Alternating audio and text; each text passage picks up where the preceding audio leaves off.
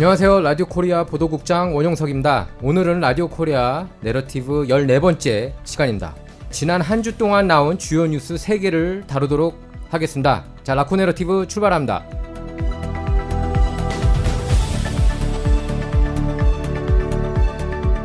패널로는 이황, 심연아, 김신우, 전예지 기자가 나와 있습니다. 안녕하십니까? 안녕하십니까? 네, 오늘 잡은 첫 번째 주제입니다. 연방수사국 크리스토퍼 레이 국장이 직접 방송에 출연해서 팍스뉴스에 출연했습니다. 그래서 인터뷰를 했는데 이런 얘기를 했어요. 코로나19 바이러스가 중국 우한 연구소에서 유출된 것일 수도 있다. 이렇게 공언을 했습니다. 그래서 논란이 커지고 있는데 기사 먼저 짧게 읽겠습니다.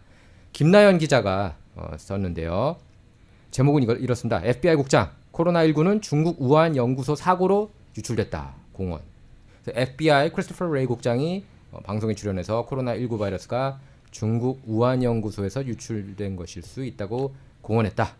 그는 지난 28일 보도된 팍스뉴스 인터뷰에서 FBI가 팬데믹 기원이 우한 연구소에서 벌어진 어떤 사건일 가능성이 가장 높은 것으로 평가했다면서 이렇게 주장했다. 이는 중국 정부가 통제하는 연구소에서 바이러스가 유출됐을 가능성을 얘기하는 것이라면서 자신이 보기에는 중국 정부가 우리, 그리고 미국 얘기하는 겁니다. 그리고 미국의 파트너들이 이곳에서 하려는 진상조사를 방해하고 어지럽히려는데 급급한 것 같다. 이렇게 크리스토퍼 레이 국장이 얘기를 했습니다. 그러면서 FBI 전문가들은 코로나19와 같은 신종 바이러스를 포함한 생물학적 위험성, 그리고 이것들이 악인이나 적대국, 테러범, 범죄자 같이 악한 손에 있을 것을 우려한다.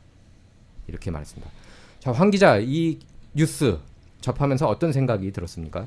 이 우한 유출설은 예전부터 제기가 됐었던 거죠. 그리고 가장 이제 짚고 넘어가야 될 것은 그 당시 대통령이었던 도널드 트럼프 전 대통령 시절로 좀 돌아가 보면 사실 그때 이제 아시안 증오 범죄가 일어나지 않았습니까? 그 이유가 이제 중국 우한설을 이제 도널드 트럼프 전 대통령께서 제기를 하면서 쿵플루라든가 이런 단어들을 얘기를 해서 이제 그때 그렇게 됐었던 건데 저는 이걸 보면서 뭐가 있긴 있구나라고 생각이 드는 거죠. 왜냐하면 정권이 바뀌었음에도 불구하고 우한 유출설에 대한 의혹은 사그라들지 않고 있다.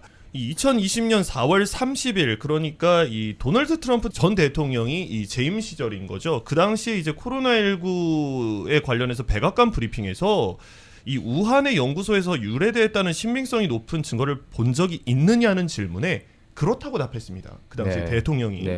그러고 나서 이제 잠잠해지는가 싶더니 최근에 FBI에서 말이 나오기 전에 이 에너지부에서 먼저 나왔었어요. 이 중국 연구소에서 최초로 유출됐을 것으로 보인다는 기밀 보고서가 이제 백악관과 일부 의원들이 제출했다.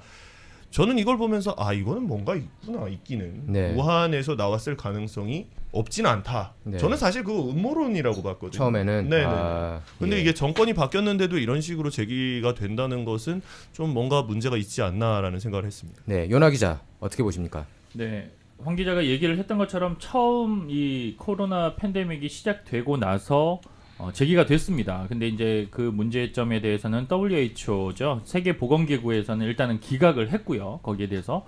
그리고 뭐 잠잠해지는 것 같지만은 또 요즘도 이제 계속해서 이제 FBI가 정황을 추측을 했다, 포착을 했다 해서 이제 이야기가 나오고 있는데 일단은 여러 가지 가설들, 정황들이 포착이 됐다 하지만은 실질적으로 좀 이렇다 할 증거들이 좀 필요할 것 같아요. 지금은 일단은 증거들은 안 내놓고 그냥 파악만 하고 있다.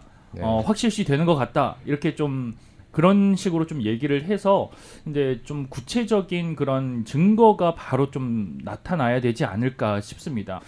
제가 또 여러 가지 정황 증거들을 아직까지는 발표되지 않았지만은 정황 증거들을 좀 확인을 해보니까 이 우한 바이러스 연구소 위치가 이 화난 수산물 도매 시장과 좀 가깝게 있다고 하더라고요. 예, 그래서 이 바이러스가 그런 시장으로 좀 퍼져 나가서 될 수 있을 것 같다.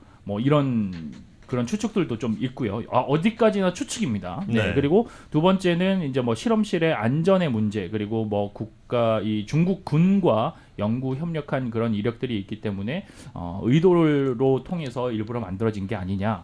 그리고 또 유전자를 인위적으로 좀 조작을 해서 퍼뜨렸지 않았을까. 어디까지나 다 추측입니다. 추측이기 때문에 확실한 증거가 필요해 보입니다. 네. 네, 예지 기자 어떻게 생각합니까?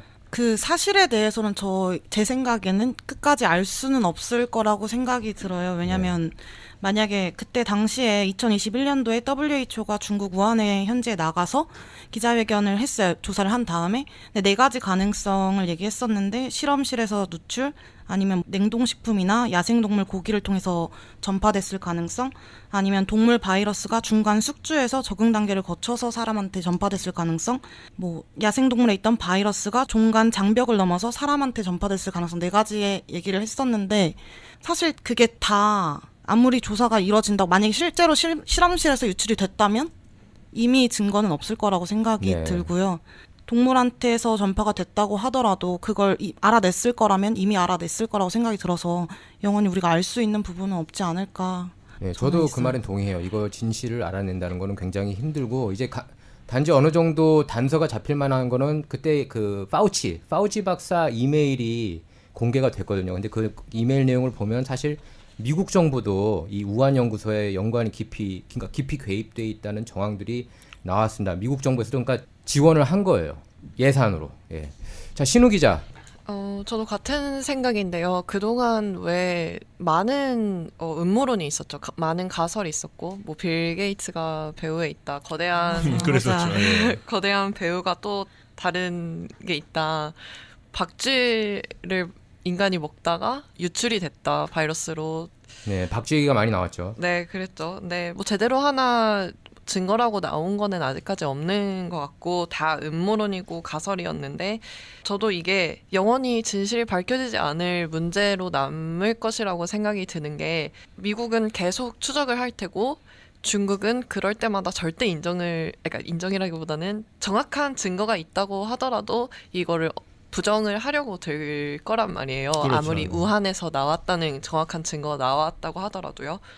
그런데 이게 사실 이 증거를 밝혀내기가 지금 굉장히 쉽지 않은 건 일단 중국 정부 측에서 WHO의 조사에 대해서 협조를 잘 안 하고 있었고요. 예. 그리고 이제 뭐 세계 각국에서 조사를 해야 된다라고 했음에도 불구하고 계속 은폐하려는 시도가 있었고 또한 그 WHO 자체도 예전에 도널드 트럼프 대통령이 그러지 않았습니까? WHO는 중국의 꼭두각시다. 지원을 제일 많이 했거든요. 중국이. 네, 그렇죠. 네, 그래서 도널드 트럼프 대통령 당시에 WHO에다가는 지원을 끊겠다라고 해서 지원을 끊은 사례도 있고요. 그렇기 때문에 이거는 지금 양극화가 돼 있는 상황에서 이 중국 우한에서 이 코로나19가 나왔다는 사실을 밝히려면 중국 정부가 우선 나서서 그래 와서 봐라 라고 해야 되는데 지금 그럴 수 없는 상황인 거고 제가 봤을 때도 뭐 앞서서 전예지 기자나 김신우 기자가 얘기를 했습니다만 이 사실을 밝혀내기는 쉽지 않지 않을까. 네. 그리고 지금 정치적 상황에서 이런 얘기를 꺼냈다는 것은 또 정치적 의도가 다분하고요.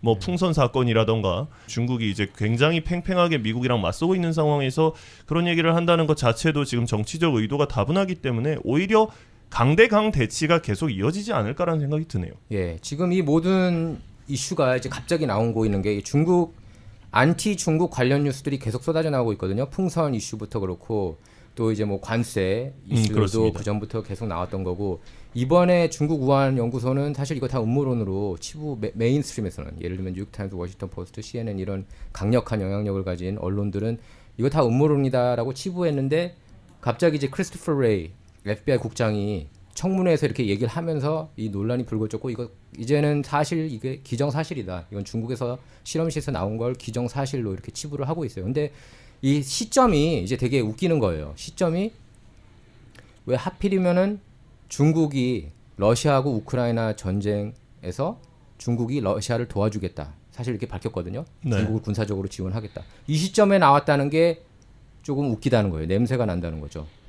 안티 중국 어젠다를 푸시하기 위해서 FBI까지 지금 개입한 거 아니냐 이렇게 보는 시각들도 나오고 있는데 거기에 대해서는 어떻게 생각하십니까? 이게 무조건 누가 봐도 이거는 정치적으로 그리고 이제 세계 안보적으로도 지금 우크라이나와 러시아의 전쟁이 지금 장기화되다 보니까 이제 미국이 어떻게 보면 지금 우크라이나가 싸우고는 있지만은 대리 전쟁이다라는 말들도 많거든요. 네. 미국과 대리전이죠. 미국과 네. 러시아의 전쟁 상황에서 일단은 미국이 일단은 러시아를 견제를 하고 또 거기에 이제 협력을 해주는 중국까지 지금 견제를 하는 거거든요. 네. 무조건 이거는 뭐 정치적인 개입이고 그렇게 볼 수밖에 없는 시각인데 증거가 있다면 FBI도 조금 뭐 지금 의혹에 대해서 얘기는 하지만은 조금 조심스럽게 단어를 선택하는 게 저는 조금 느껴졌거든요. 뭐 100% 이거는 우리가 뭐 증거를 확보를 해서 나중에 언젠가 때가 되면 풀 것이다 이게 아니라 유출 가능성이 상당히 높다. 상당히 아니면 높다. 뭐 중간 정도 이상의 확신이 있다.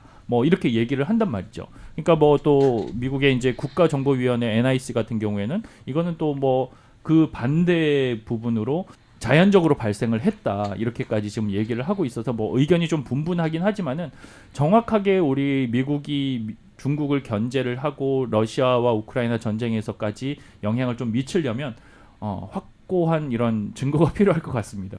사실 근데 좀 다르게도 생각을 해볼 수 있는 건 이 미국은 알고 있는 것 같아요. 이게 그 우한에서 사실이든 아니든 간에 중국에서는 절대 발표를 하지 않을 것이다. 라는 걸 알기 때문에 이제 정치적 공세로 몰아가는 것 같고 사실 여기 코너에 몰린 거는 중국이죠. 네, 왜냐하면 그렇습니다. 전 세계를 지금 우크라이나 전쟁에 군사적으로 지원을 한다고 해서 전 세계를 또 지금 적으로 돌릴 위기에 처한 데다가 풍선 사건에 사실 어떻게 보면은 지금 러시아만큼이나 공공의 적으로 자리 잡은 상황에서 미국은 이 기회를 놓치지 않고 왜 최근에 뭐 그 외교전에서 중국과 러시아에 밀리고 있다라는 거를 요번에 좀 뒤집으려고 그러는 것이 아닌가라는 생각이 드네요. 네, 사실 그리고 이 우한 연구소를 알려면은 파우치 박사의 그 연구 파트너라고 봐야 돼요. 파우치 박사하고 우한 연구소가 깊이 관련이 있어요. 그 메인스트림만 놓고 보면은 그걸 알 수가 없지만 파우치도 깊이 관련돼 있기 때문에 이제 그런 얘기가 나오고 있습니다.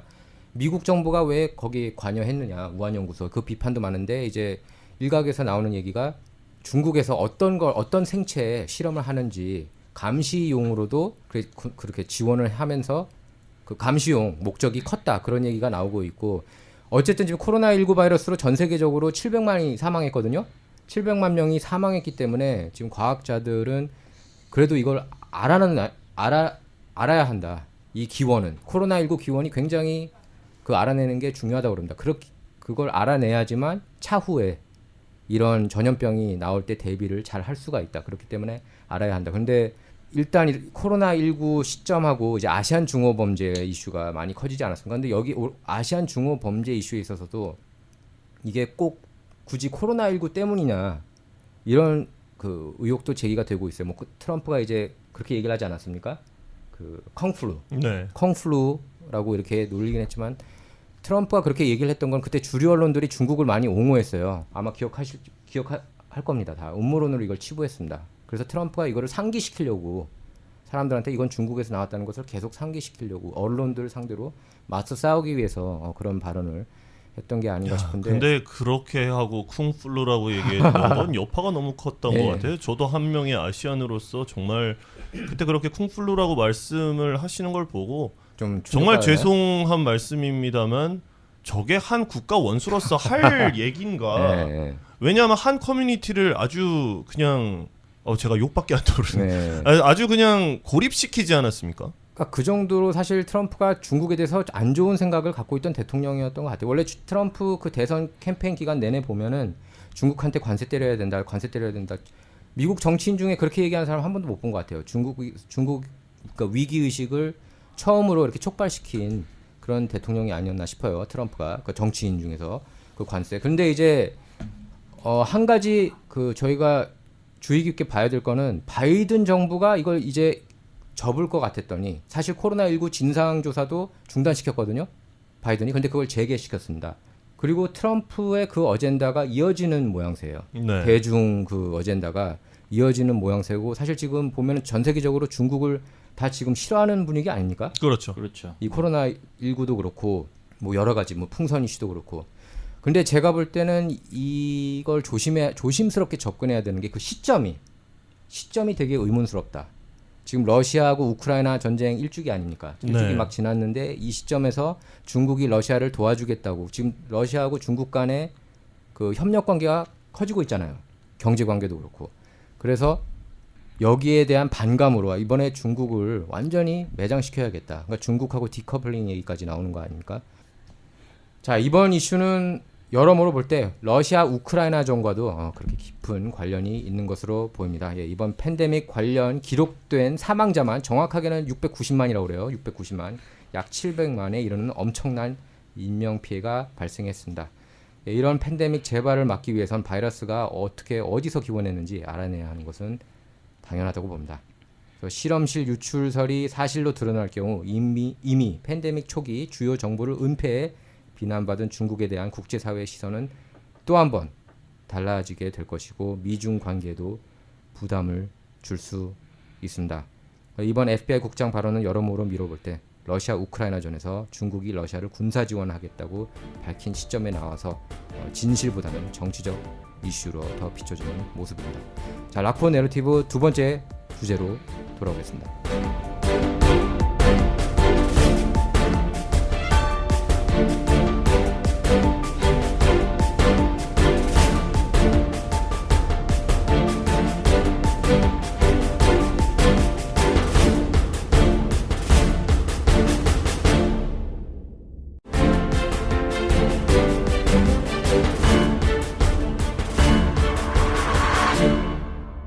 자, 락코 내러티브 두 번째 주제는 젊은 남성 싱글에 대한 내용인데요. 기사 먼저 짧게 읽겠습니다. 여기 앉아있는 신우 기자가 썼는데요.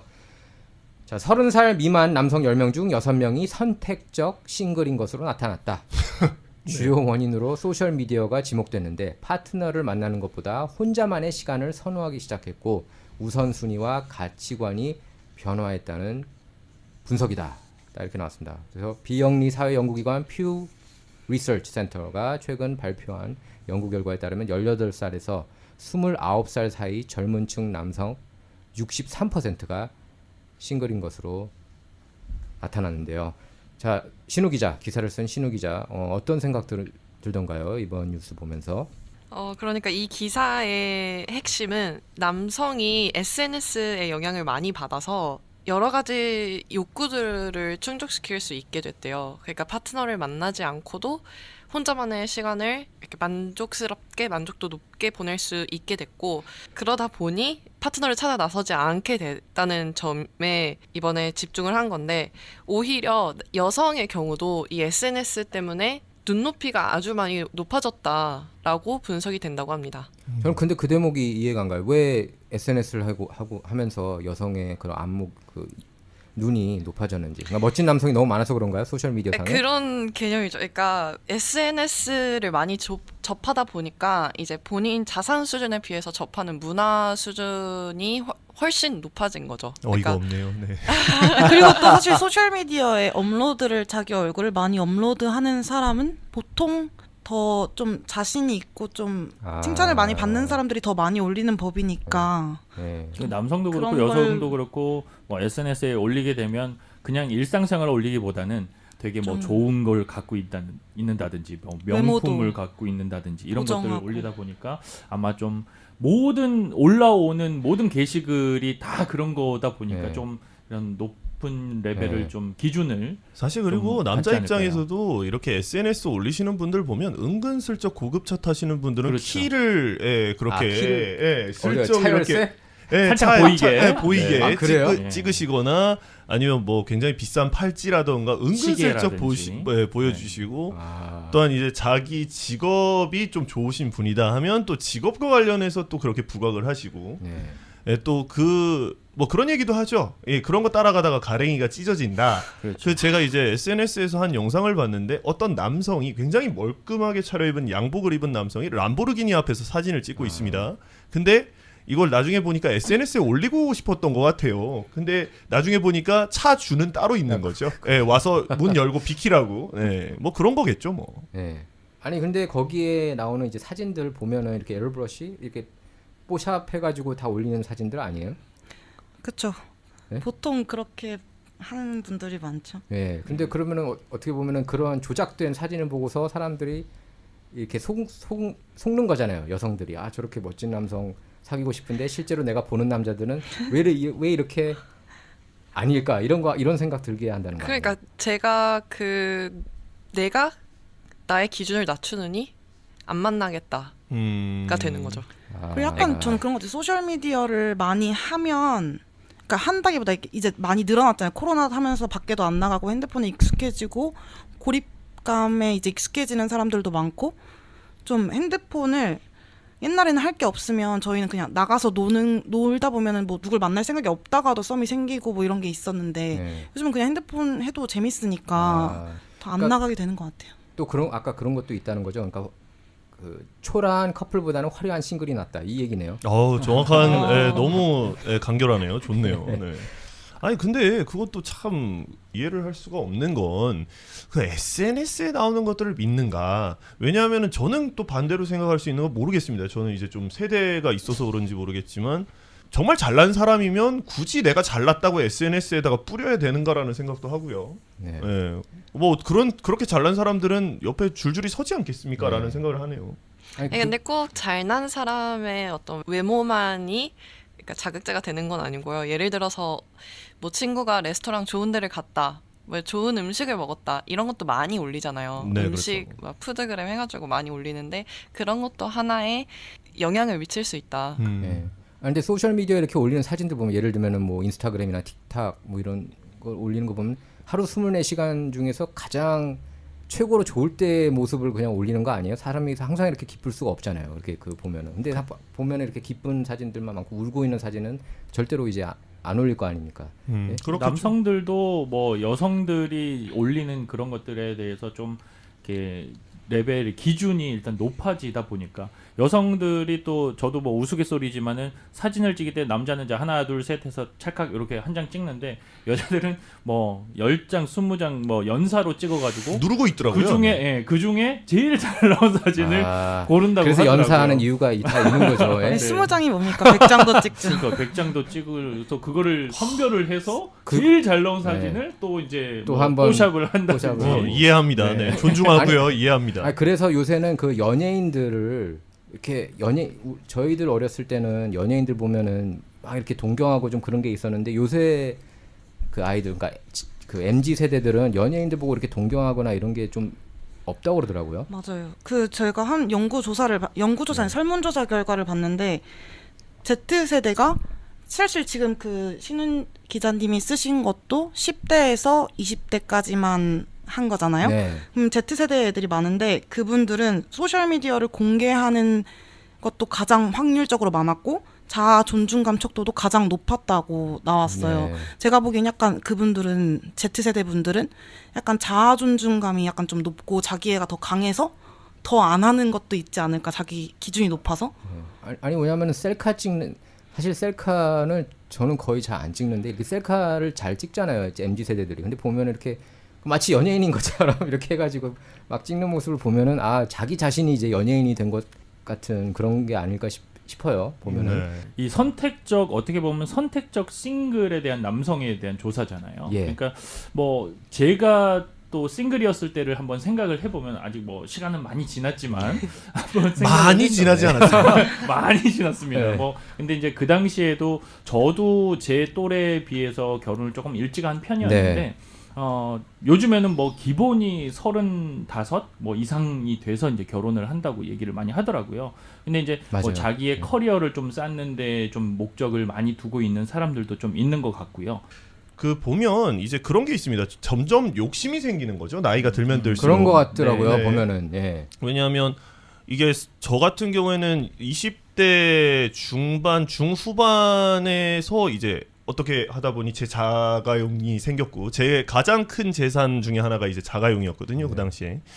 이 자가용이 생겼고 이제는 내 월급으로도 렌트비를 낼 수 있을 정도로 독립을 했고 그리고 이제 또 한 걸음 나아가니 연봉이 올라가고 네. 그러다 보니 집 욕심이 생기고 뭐 제가 지금 집을 가진 건 아니지만 그렇게 점점 욕심이 쌓여가다 보면 어쩔 수 없이 여성을 보는 남성의 시각도 점점 올라갈 수밖에 없는 것이죠. 왜냐하면 내가 이만큼 만들어놨는데 이 정도는 만나야 되지 않을까라는 네. 생각을 하게 되니까 그렇죠. 네. 선택적 싱글이라는 얘기는 제가 이런 그 연령대라서 그런지 모르겠습니다만 그런 데서 오는 것이 아닌가. 지금 뭐 20대 30 미만이라고 했는데 30대 아까 말씀을 하셔서 그런 얘기를 하는 건데. 예. 어느 정도 맞는 것 같아요. 왜냐면 솔직히 서로에 대해서 잘 모를 때 그냥 결혼하게 되는 경우도 많이 있거든요. 잘 그럼요. 모를 때. 근데 이제 나이가 들고 30대 이제 40대 싱글들 보면은 굉장히 계산하더라고요. 그럼요. 예, 굉장히 이제 모든 게 이제 계산으로 가는 것 같아요. 근데 왜냐면 이 정도까지 했으니까 여자도 이 정도는 해야 돼. 뭐 이런. 근데 계산을 할 수밖에 없는 게 이제 아까 방금 심윤아 기자께서 말씀을 하셨습니다만 이 결혼할 나이인 거거든요. 네. 이제 30 초중반이 넘어가면 그러면 이제 결혼할 사람을 찾게 되고 결혼하면 이제 결혼 뒤에까지 보게 되는 거죠. 네. 그러다 보니까 이 정도는 있어야 여성분이 이 정도는 있어야 나랑 합해서 뭔가를 해낼 수 있다. 정말 저희가 재벌이 아닌 이상 네. 30 초중반에 어떻게 뭐 가지신 분도 있겠지만 어떻게 집을 가지고 있겠으며 네. 그 나이 때 혼자는. 그래서 이제 그런 식으로 이제 눈이 높아지는 네. 거 아닌가라는 생각이 드네요.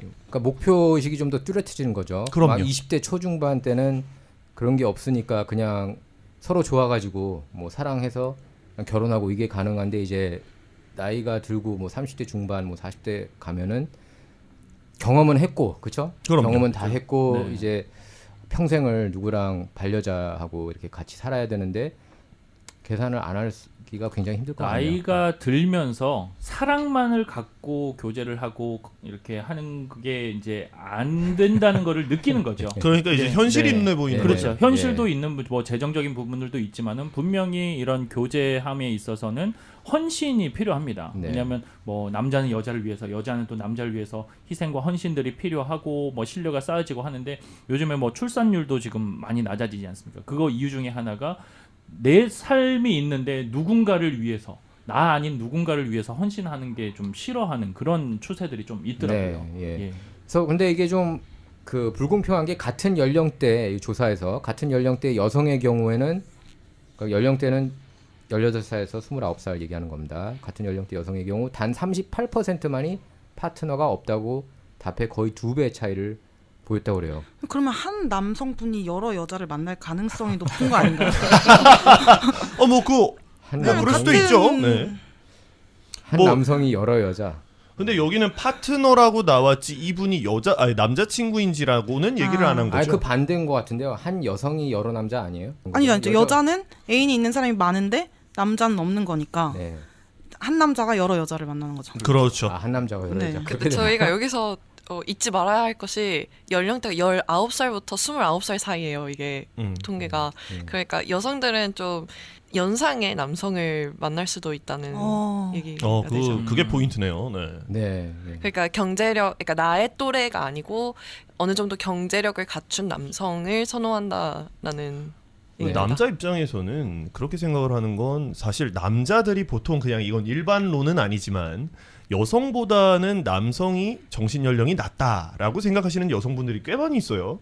남자가 더 낫다? 남자가 그러니까 정신 연령이 더 수준이 좀 낮다. 낮다. 그러니까. 낫다. 네. 저도 동의합니다.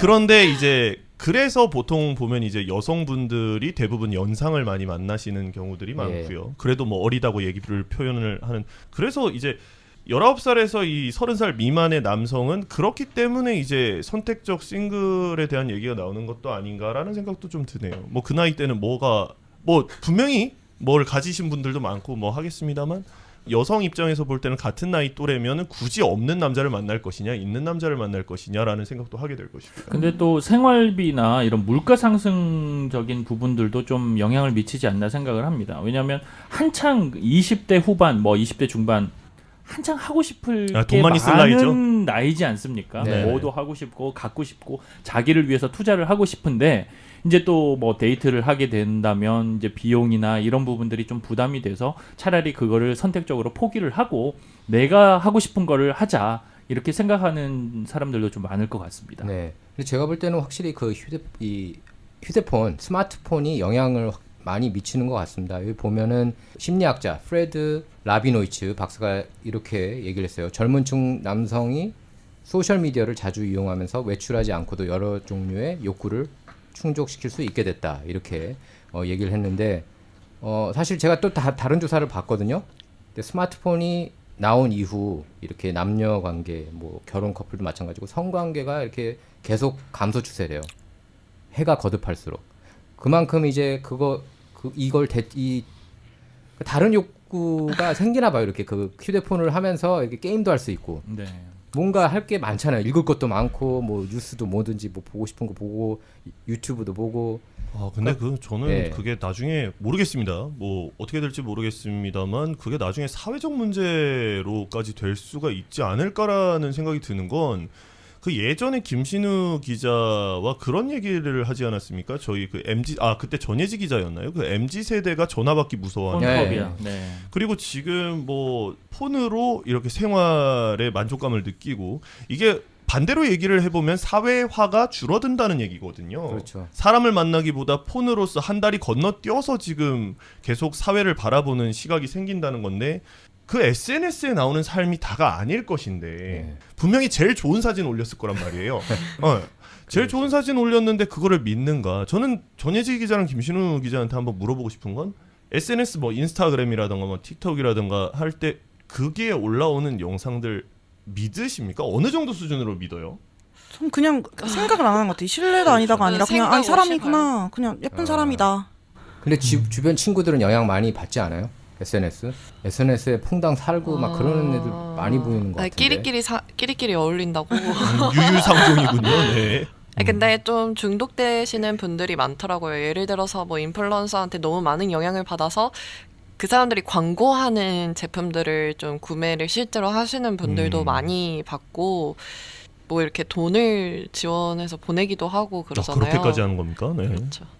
그렇죠. 인플루언서들 보면. 네. 그렇죠.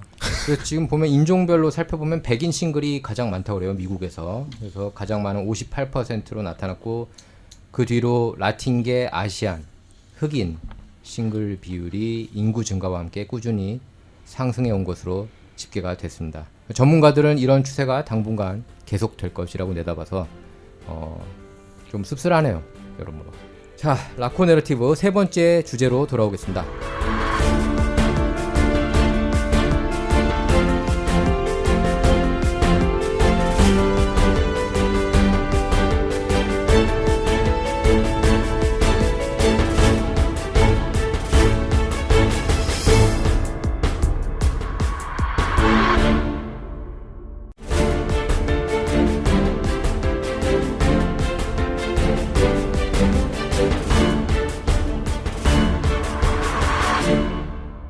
자, 라코 내러티브 세 번째 주제는 바로 라디오 코리아, 저희 회사에 대한 건데요. 얼마 전 라디오 코리아가 주 4일제를 시행한 지 1년이 됐습니다. 3월 1일로 1년이 됐죠.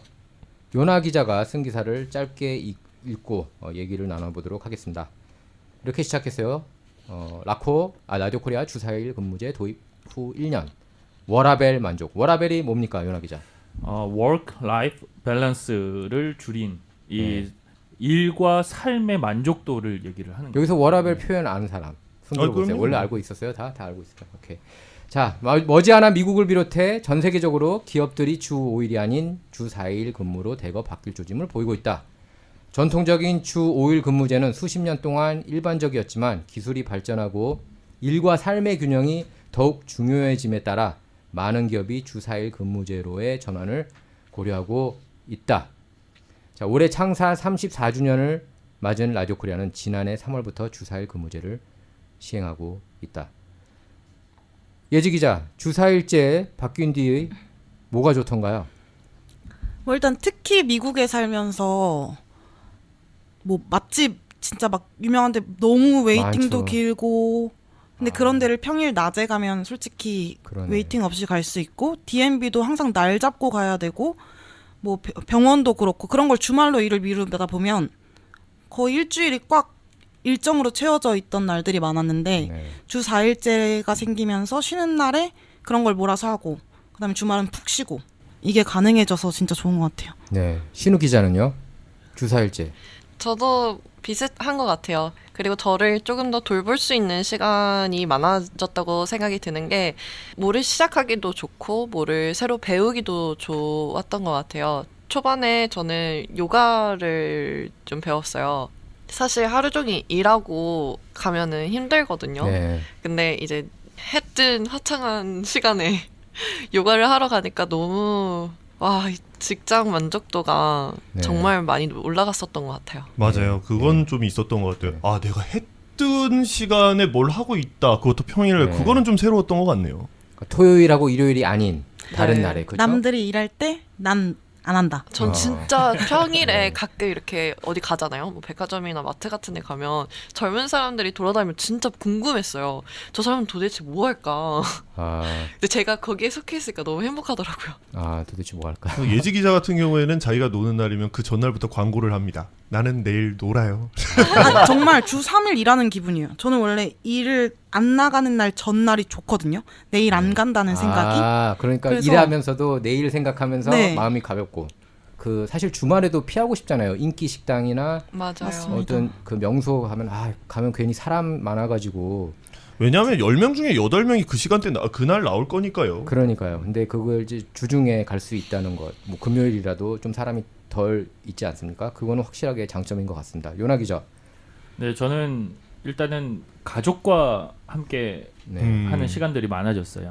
아무래도 아이들이 있고 또 아이들과 같이 좀 놀아주고 평일에는 솔직히 좀 어려웠거든요. 그리고 네. 주말에도 어디를 놀러 간다, 어디 뭐 놀이터를 간다, 아니면 뭐 겨울 시즌이라서 이제 스키장을 간다 이렇게 하면 사람이 너무 많아요. 근데 이제 금요일 날이라든지 평일 날 이제 쉬는 날에 아이 학교를 조금 일찍 데리고 와서 스키장을 가면 신나게 진짜 너무 편하게 탈 수 있는 거예요. 그래서 아이들과 함께하는 그런 시간들도 훨씬 더 많아졌고 아이들도 더 아빠에 대한 그런 이제 의존도라든지 이제 그런 것들이 더 좋아져서 저는 만족하고 있습니다. 심연아 부장님은 심연아 기자는 굉장히 그 자상한 아버지예요. 예. 네. 아니 요나 기자 조금 그럴 때 웃기지 않아요? 아니 요나 기자는 집에서 쉬는데 애들 학교 갈 때야. 그렇죠. 아침에 나는 제가- 집에서 네. 쉬는데 애들은 학교 가서 아침에 이제 공부하네. 아이들을 보통 학교에다 데려다 주고 드랍을 해주고 이제 와서 준비를 하고 출근을 하는데 이제 드랍을 해주고 다시 침대로 들어갈 수 있다는 점이 너무 좋은 것 같습니다. 그러니까 기상 시간이 다들 조금 더 어떻게 똑같아요? 똑같은 시간에 일어나요? 출근할 때하고 아니면은 달라요? 1시간 더 자요? 아니면 2시간 더 자요? 저는 일찍 일어나요. 왜냐면은 이 나의 하루를 이렇게 휙 넘기는 게 싫어서 아까워서 일찍 일어나서 좀 최대한 충족스럽게 보내려고 하는 편입니다.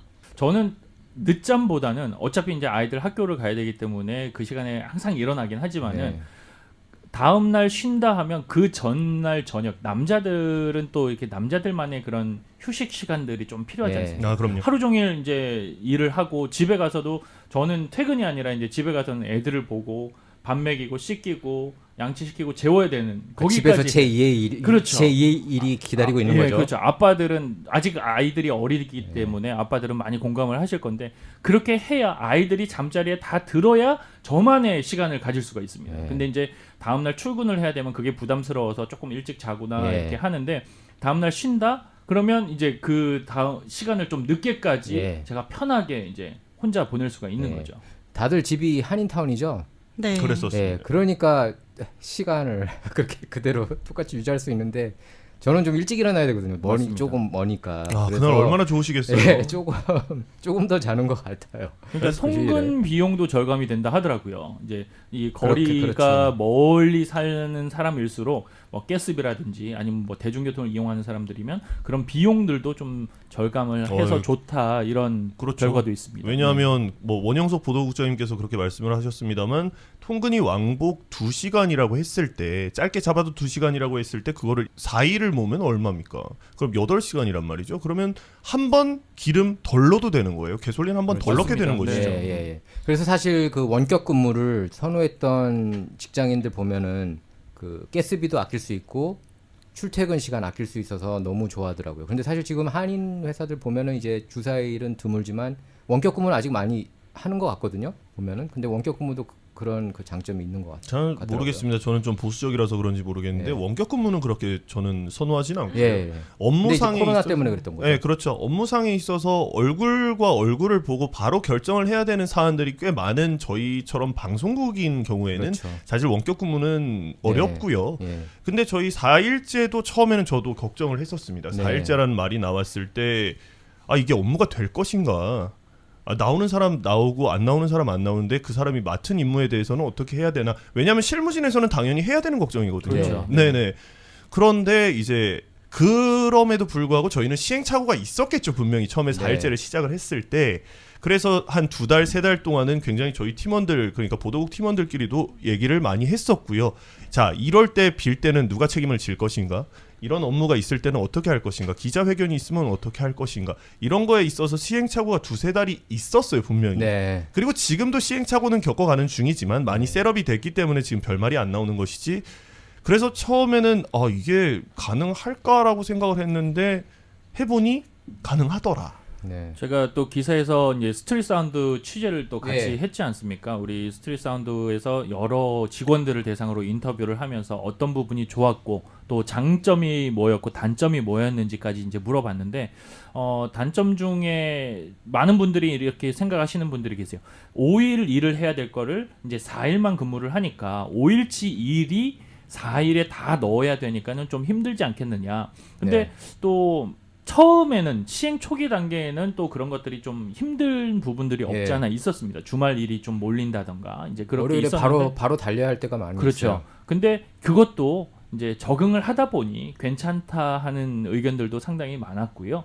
그리고 뭐 평일날 갈 수 있어서 좋다. 뭐 개인적인 시간을 보낼 수 있어서 뭐 거의 단점이 없이 좀 장점들이 많았다라는 결론이었습니다. 예. 단점이 나오려고 그랬으면 연봉을 깎였어야 됐어요. 그렇습니다. 네, 그런데 이제 라디오 코리아 주 4일제 같은 경우에는 연봉을 보장해 줌과 동시에 주 4일제를 한 것이기 때문에 40시간 일을 할 연봉을 받으면서 32시간을 하고 연봉은 그대로 받기 때문에 이제 비난이 나오지 않았던 것이죠. 예. 근데 이게 이제 180 그리고 100 그러니까 80%를 일해서 최소 100%의 그 생산성 끌어올리겠다는 그런 시스템을 이렇게 도입했다고 그래요. 저희 라디오 코리아 CEO가 얘기를 한 겁니다. 그렇게 결정을 하면서. 근데 이제 그 대신에 4일 동안 일하면서 너무 많은 휴식 시간이 있으면 안 된다. 이런 얘기들을 했습니다. 그 대신에 4일 동안에 열심히 뛰어야 된다. 3일치를 쉰 대신 4일 동안 나와 있으면서 그만큼 더 뛰기를 바란다는 마음에서 시스템을 적용했다고 그래요. 실제로 그 영국에서 60개 기업이 시행했죠. 실험 시행한 네. 걸로 알고 있습니다. 그 4일제를. 근데 그 중에서 영국인지 모르겠어요. 근데 90% 이상이 긍정적인 그런 결과가 나왔다고 했습니다. 그 직원들이 다 한다고. 근데 저는 저 말에 동의를 하는 게 4일만 일을 하다 보니까 이제 이게 열심히 일하는 것보다 조금 더 현명하고 똑똑하게 일을 하게 예. 되는 것 같아요. 그렇죠. 군더더기가 빠지는 것이죠. 할 수밖에 없게 되더라고요. 너무 바쁘니까요. 네. 네. 정말 그 말은 맞아요. 5일치 일을 4일 안에 해내야 되고 그 목표치가 떨어지면 안 되고 특히 저희 방송국 같은 경우에는 퀄리티가 떨어지면 안 되니까 그렇게 칼같이 일을 할 수밖에 없는 것이죠. 예. 하게 되더라고요. 맞습니다. 네. 맞아요. 그리고 뭐 항상 뭐 저 같은 경우에는 이렇게 생각을 그 주말에도 할 수밖에 없겠더라고요. 뭐 이런 시츄에이션 상에도 그렇고 저도 이제 일어나자마자 저희 홈페이지 확인하고 그렇기 때문에 뭐 딱 끊어지는 게 아니잖아요. 사실 저희 업무가 방송이라서 4일만 딱 일하고 3일간은 완전히 이걸 벽 쌓고